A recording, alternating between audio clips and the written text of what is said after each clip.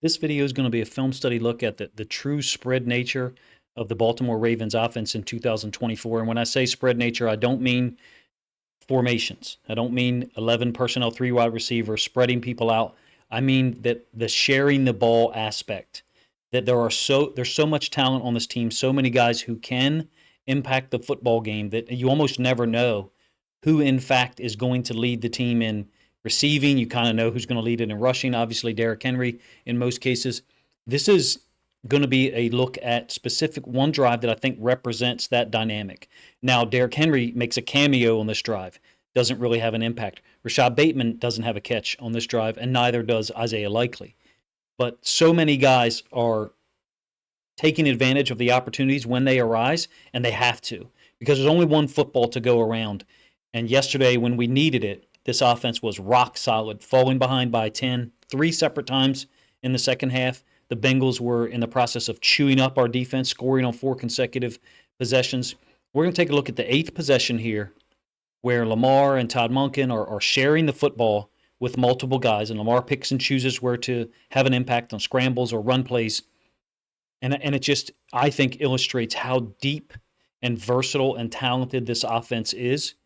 Andrews has 2 catches on this drive. Lamar, a couple of runs. He's the guy facilitating, delivering the football. Flowers, I have a film study video out on Flowers on Tuesday morning, by the way. Flowers just tore up their outside corners. Justice Hill continues to play at an extremely high level. He's balling. And Charlie Kolar, not only blocking well, but a guy who, when he's given opportunities to catch the football, is doing so. And in this case, made one of the big plays to kind of break things open and stop the Bengals from doing something that they have done in the past. And so have the Steelers, which is basically bring an extra linebacker or lineman on the field when we go 22 personnel. You really can't do that in 2024, no matter which 2 tight ends we have on the field. I have a standalone 22 personnel video out Wednesday that is going to challenge my own depth and capability. So look forward to that. All right, let's take a look at each play from this drive. This is going to be the first play of the drive. You can see we're backed up inside of our own 10. Lamar understands the coverage, so he brings Justice Hill back in. He knows he's got man. Mark Andrews destroys the defender. This is an easy win, 27 yards. I think Lamar pretty much knew where he was going with the football here. Once he saw man and understood that who Andrews was going to be matched up against, got to the back of his drop, free and easy throw, floated it out there. Andrews has tormented the Bengals in the past. He was off to a slow start this year, but this 27-yard gain, among others, just showed what he's capable of. And he's just another guy in this offense. I don't mean jag like Steve Smith talks about. I mean just another talented guy. So many of the players on this Ravens offense, if they were given 25 to 30% more opportunities than they've been allotted or allowed so far, they would continue to produce. Second play of the possession, perfectly timed call by Todd Monken on a 1st and 10 counter read. Really cool that Lamar pushes Stanley in the back. You can see the force that Lamar is playing with. He is ready to compete right here. You can see his reaction after the play, number 1. Number 2, you can see the way that he is pushing Stanley on the read play. He's reading Trey Hendrickson up here, who held out just long enough on Justice Hill as a potential wide run threat, such that Lamar kept it. There is actually an opportunity to give the ball to Justice Hill out there, but Lamar's reading it correctly here. 59 is lost in the sauce, takes himself out of the play. 18 yards for Lamar, who I think right here, you could see it. You could see the force and the level of commitment and tenacity that he had in this moment. Reading here, 59, should be reading Andrews. Not necessarily guarding him man, but reading him, literally runs himself out of the play. Really shocking reaction.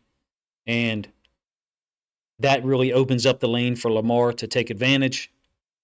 At this point, 2 plays into the drive, 27 yards, 18 yards, ridiculous. And it shouldn't surprise you that where we illustrate the drastic difference in execution on this offense, it's Falele. I hate to be overly negative about the guy. I don't think he can play.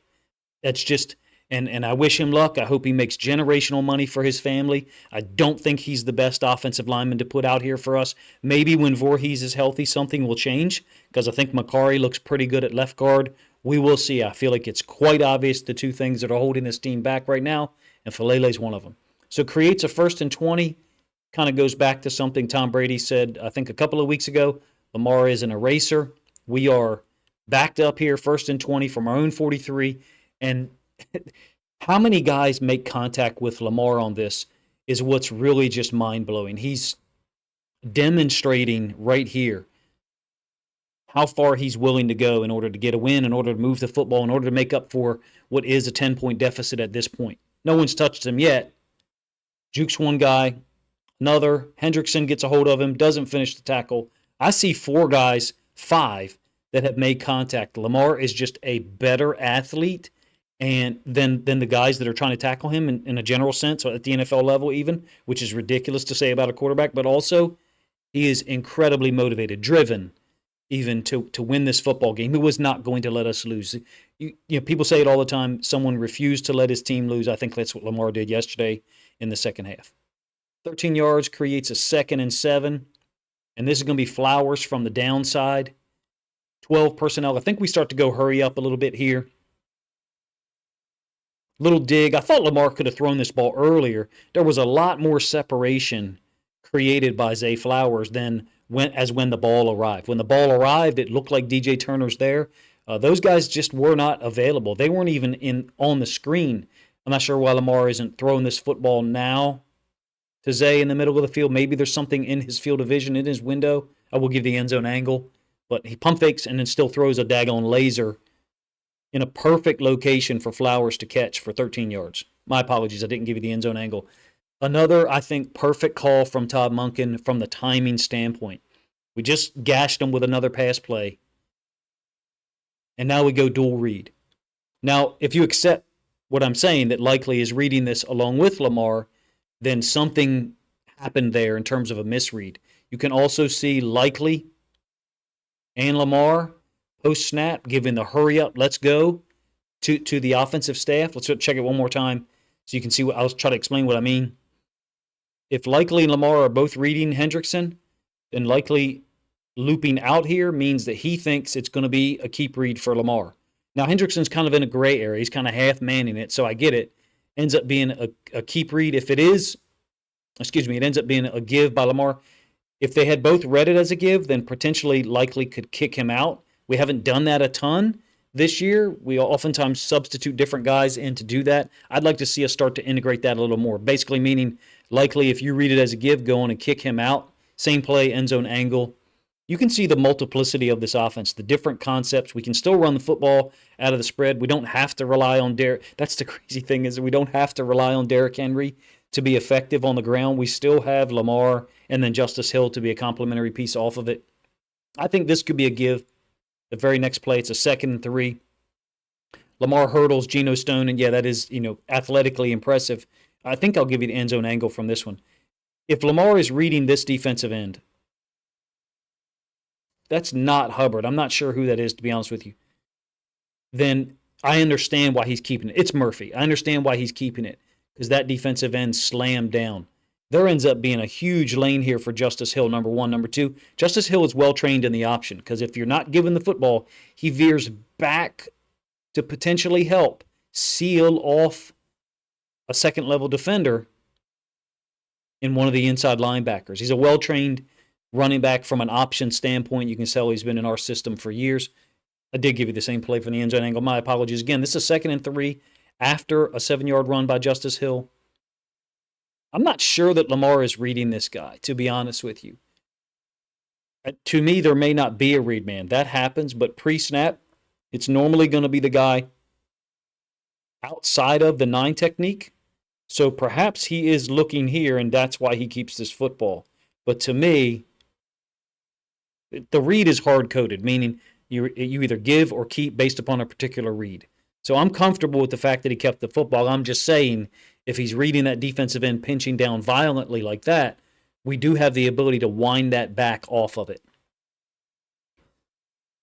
That 2-yard gain creates a 3rd and 1. I think we go hurry up here again.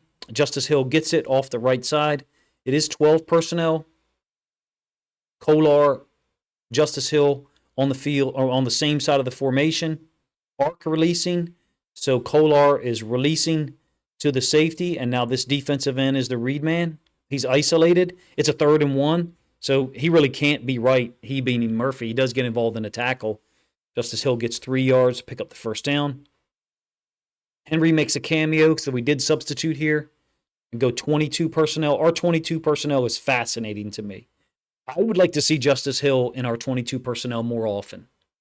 And I think Monken will do that. It seems to me that 22 personnel thus far has been Henry and Ricard. I'd like to see Justice Hill integrated there for a lot of reasons, because we can spread you out and still throw the football. Little screen down into the boundary. Ricard misses his block on DJ Turner, who kind of just out-athletes him or jukes him.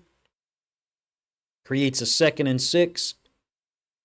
Woefully poor defensive reaction by the Bengals. I will never understand edge defenders or nickel defenders who don't have a peel rule. So Henry is going to motion across. This guy here is on a blitz. Great. Awesome. This creates a 3-over-2. So basically, we have 3 routes being run. Henry in the flats, which is a fake route. Andrews on the wheel. And then I think this is Bateman on like an inside release. Yes, Von Bell is staring at the quarterback, and I think he should be involved in more of a high leverage or a high deeper alignment.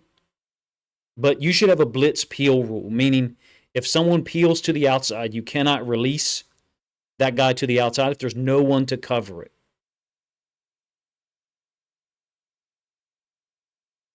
There looks to be 2 players attacking here. No one on Henry in the flats until Geno Stone responds to it. And once he does, you can see Lamar has read Geno Stone perfectly, reacting to Henry, hits the wheel, albeit a very low throw, that if it were up higher, then we've got a touchdown for Mark Andrews. As it stands, a 13-yard gain gets us down here into the end zone. The play action, I chose this possession intentionally because of how many players were involved, how many guys had an impact on this drive, and Derrick Henry was really not one of them. Neither was Isaiah Likely or Rashad Bateman. This is a deep offense. This is an extremely deep offense that can score, move the ball in a multitude of ways. I'm excited for the offense. I'm really not super excited to admit something that I think I kind of have to. We may have to win a lot more high-scoring games this year. Our offense is going to score points. Our offense is going to move the ball and be unstoppable at times. Another example of 22 personnel here, by the way. Actually, it's 21. My apologies. Kolar underneath. Throw onto his right hip, right thigh area. Perfectly placed by Lamar low, such as to provide no opportunity for an interception. Ravens are able to close to, I think, 31-28 there. I chose that possession intentionally. I will have more videos coming out this week on the offense and the defense. Tuesday morning, a Zay Flowers film study video. And then Tuesday afternoon, something on the Ravens defense that I'm kind of even reluctant to put some of my real thoughts out there. I think we're really woefully unprepared on defense. And it's a very diametrically opposed evaluation I have of our team right now because our offense is absolutely on fire. We lead the league with 450 yards per game of offense. Also lead the league at 6.8 yards per play. The second place team is 6.3. So we're half a yard above the second place team, which is really ridiculous. On Sunday against the Bengals, we had 520 yards of total offense. Lamar, over 300 yards passing for the first time this year. We haven't needed him to throw the ball the last 2 weeks, and that's the thing that's really shocking about this offense against the Bengals, is that the prior 2 weeks, I think Lamar had thrown the ball 33 times total. Derrick Henry absolutely dominated the Dallas Cowboys and the Buffalo Bills, us to get our first and then our second win of the year. And now here we go into Cincinnati in a situation where we fall behind multiple times in the second half, even though we're up, I think, 14-7 in the second quarter and wasted our second possession. And we go into, quote, spread mode, power spread at times with 22 personnel. And Monken, Lamar, and these guys absolutely decimate the Bengals defense. So much so that I don't know where the Bengals defense goes from here. I actually think they played well for how they had played so far this year on Sunday. For about 2 quarters, maybe 2.5. They put up some resistance where I didn't expect that they would. Lamar was too good with the scrambles. Monken was Sharp. This is the third time that Monken has faced off against Lou Anarumo. I think Lou did a great job against Greg Roman's offenses generally. 2021 and 2022, even though when we go up there for the wild card playoff game, I absolutely think we outplayed them. Greg Roman did a great job that night from an offensive game plan standpoint, and we should have walked out of there with a win and been moving on to, I think, Buffalo the next week. But in 3 matchups, go look at the numbers of Todd Monken's offense versus Lou Anarumo's defense. And I'm a big Lou Anarumo fan. I respect him. Nonetheless, this defense is not nearly of the same caliber that the Bengals have had before, and it showed on Sunday. So many players for the Ravens able to impact the game, make plays downfield. I think we're leading the league in second in the league in 10-plus yards plays on the year. That doesn't surprise me. The stat I would like to see, and I don't know where to find it, is how many different players have produced 10-plus yard plays for us this season. I am absolutely certain we are leading the league in that category, meaning we have the most players on offense who have provided a 10-yard or more gain on an individual play so far in 2024. Through 5 weeks, the Ravens' offense is absolutely better than 2023 by leaps and bounds. Some of that is Lamar, don't get me wrong, and his motivation level, his drive. I thought there was 3 throws in the first half yesterday. It kind of got away from him. But on this drive and in the second half on Sunday, he was on fire, sharp, and on point. Appreciate you guys' time, man. Let me know what you think of my thoughts that I provided there at the end of this video, number 1. Number 2, let me know what you think of the individual plays that I showed. I mean, I showed them in order, so I didn't really have a choice. But I specifically chose that drive, that possession, to illustrate how deep and talented this offense actually is, in my opinion. If you think other Ravens fans would enjoy this content, please consider grabbing a link to this video, sharing it out on social media to help this video get more reach, number 1. Number 2, if you would be interested from a reality standpoint in seeing the Ravens defense be reviewed on Wednesday morning, Wednesday afternoon, please let me know, because I understand that some people would not prefer to hear the truth be told, because I don't think it's really good as far as our defense goes. Appreciate you guys' time.